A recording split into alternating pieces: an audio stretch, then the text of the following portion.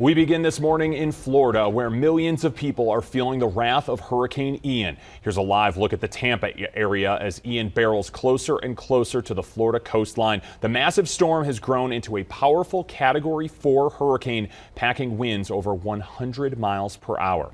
Here's what it looks like on radar right now. Ian expected to make landfall in the next few hours. Landfall when the center of the storm reaches and hits over land, but you can see some of the strongest rain and some of the strongest winds already impacting areas like Fort Myers there along the west coast of Florida. This storm, as we mentioned, a Category 4, but it's only several miles an hour short of reaching Category 5 status. Florida's governor sounding the alarm. It's no longer possible to safely evacuate. It's time to hunker down and prepare for this storm. And scenes like these already happening as Ian arrives. Power transformers exploding and catching on fire in the streets of Naples. Thousands already without power as that storm arrives. Ian also creating weird weather like this in Tampa. You see the power of the storm has sucked the water from Tampa Bay, causing a reverse tidal surge. The big concern, all that water then going to be pushed back into the bay, potentially overflowing its banks. ABC's Justin Finch has more on the destruction that Ian has already left behind. Ian is the strongest September hurricane in 2 decades, and it's poised to rip right through Florida. We're going to have a catastrophic impact in southwest Florida, but this thing is going to, really barrel across the state. It's going to be a strong storm. Overnight, the storm passing the Florida Keys, bringing wind, rain, and storm surge. These backyards flooded, residents evacuating through waist-deep water. Nearly 2.5 million people in the state under some sort of evacuation order. I've been here 45 years, and this is the first time I left for a storm. The water just really scared me, and as well as the path. It was very confusing, and I didn't want to risk it. At least 5 tornadoes reported, one of them damaging small planes at an airport in Pembroke Pines and uprooting these trees. 26 states sending support, FEMA teams and search dogs being deployed. But officials are warning those staying behind. After a certain time when tropical force winds are here, we will not be sending out first responders. And growing concern about Hurricane Ian's intensity. If it makes landfall with wind speeds of 155 miles per hour or more, it would become only the 5th hurricane in U.S. history to do so. Justin Finch, ABC News, Tampa.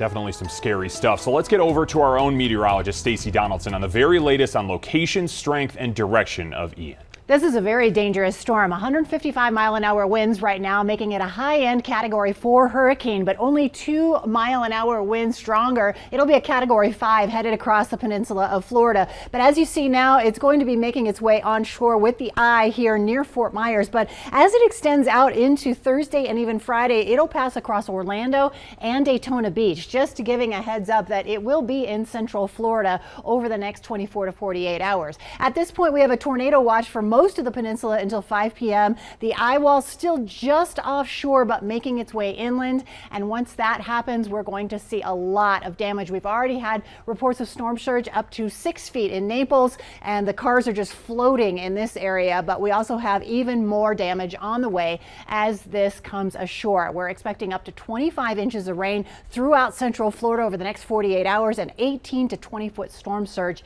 in places on the west side of Florida. So we'll keep you up to date on this, but it is a catastrophic storm moving onshore. All right, Stacey, thank you. Coloradans are standing by to help already in Florida. Kim Males is one of 8 volunteers heading into harm's way to set up for the American Red Cross. There's a lot of adrenaline, like, hey, we're here to do a job. Let's get this thing set up. Then we'll hunker down and survive, and then we'll be ready to emerge immediately after the disaster. So if you'd like to help, you can make a donation at redcross.org.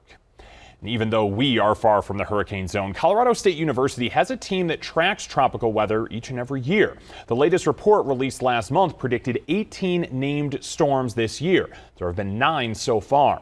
CSU's team also forecasted 8 hurricanes. Hurricane Ian is the 4th so far this year. Hurricane season officially begins June 1st and then ends on November 30th. A sad ending to the search for a missing famed U.S. extreme skier, Hillary Nelson of Telluride. Authorities in Nepal have recovered her body. Searchers have been looking for her since earlier this week when she disappeared after falling into a crevice on the world's 8th tallest mountain. She was hiking with her partner Jim Morrison when the accident happened. She was 49 years old. Her body is being taken to Kathmandu for an autopsy. We'll continue to follow this story and bring you any updates as soon as we get them. A newly released affidavit says a man accused of trying to abduct a child from a Thornton school last week was turned into police by his parents. 28-year-old Diego Gettler was arrested on Monday and charged with attempted second-degree kidnapping in the incident that happened outside the STEM launch school. A 10-year-old was able to get away. The arrest documents also connect Gettler to a kidnapping and attempted sexual assault case in Lakewood. The New Zealand and British governments are asking for answers into the death of a Boulder man who was killed by a Clear Creek sheriff's deputy. 22-year-old Christian Glass lived here in Colorado. He was a citizen of the U.S., the UK, and New Zealand. Glass was killed back on September 20th in Idaho Springs after he called 911 for help from his stranded car. He was shot by a deputy after he refused to get out of his car. Deputies say they feared Glass was going to stab them. Clear Creek District Attorney says she has responded to the British and New Zealand governments.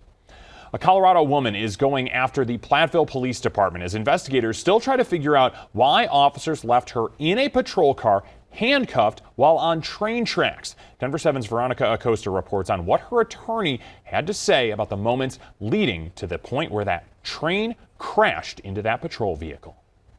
This is the first time we're hearing from that personal injury attorney who's representing Yareni Rios Gonzalez. She's the woman who was in the backseat of that Platteville police cruiser when it was just smashed by that train. This is a photo of Rios Gonzalez. Of course, this was taken before that actual incident. She was only recently released from the hospital, still bedridden at home because she's recovering from several injuries. Among those, 9 broken ribs, a broken arm, fractured sternum, and other injuries as well. This is how she got them. This is just part of an 8-minute edited police body camera video that was released by Fort Lupton Police Department. You see that train there just smash into that cruiser, Rios Gonzalez sitting in that back seat. Her attorney walking us through the moments right before that hit. She noticed the train horn and the train whistle and started to struggle. She was handcuffed, so she was struggling to try and open the door to get out. She tried frantically to get the officer's attention. It's incredibly dangerous to park on train tracks. That should have just never happened. And just 2 days ago, we learned the police officer involved in this incident has been placed on paid administrative leave. We still don't know the identity of that officer, but we do know there are several law enforcement agencies that are looking into what exactly happened and how it happened. Colorado State Patrol is reviewing the crash. We know the Colorado Bureau of Investigation is looking into how Rios Gonzalez was injured while she was in police custody. And then there's Fort Lupton Police. They're looking into that alleged road rage incident, which is the reason why Rios Gonzalez was in the backseat of that cruiser to start with. In Littleton, I'm Veronica Acosta, Denver 7.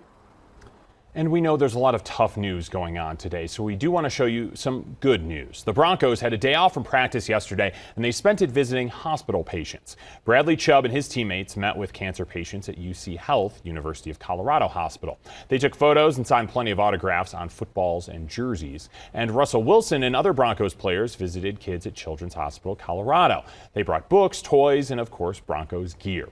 Russ later read to kids from his own children's book, co-written with his wife Sierra, called Why Not You? It's about telling kids to never give up and keep chasing your dreams. As housing prices increase across Colorado, many cities are looking at how to bring in affordable options. In Broomfield today, High Ridge Costa Development Company will hold the official groundbreaking on a new apartment complex called Northwest Apartments. It'll be just a mile away from Flatiron Crossing. That has been our company's mission, and that is all we develop across the western United States, is affordable family rental housing as well as senior housing.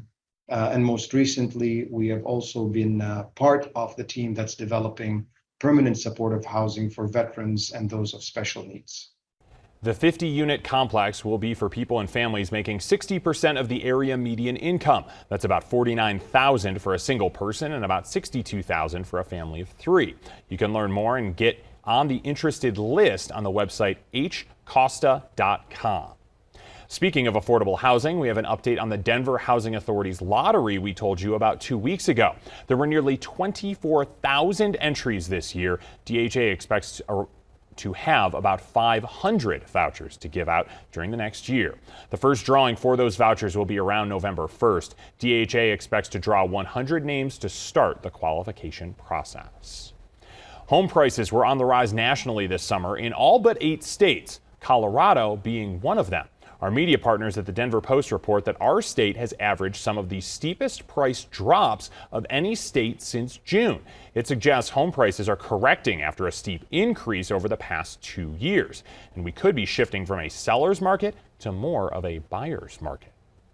Well, fall here in Colorado means it's time for leaf peeping, but it also means dealing with allergies, how to battle the sneezing and sniffling, and what doctors say you can do to ease your suffering. Plus, a possible medical breakthrough, the new drug showing promising results in the fight against Alzheimer's.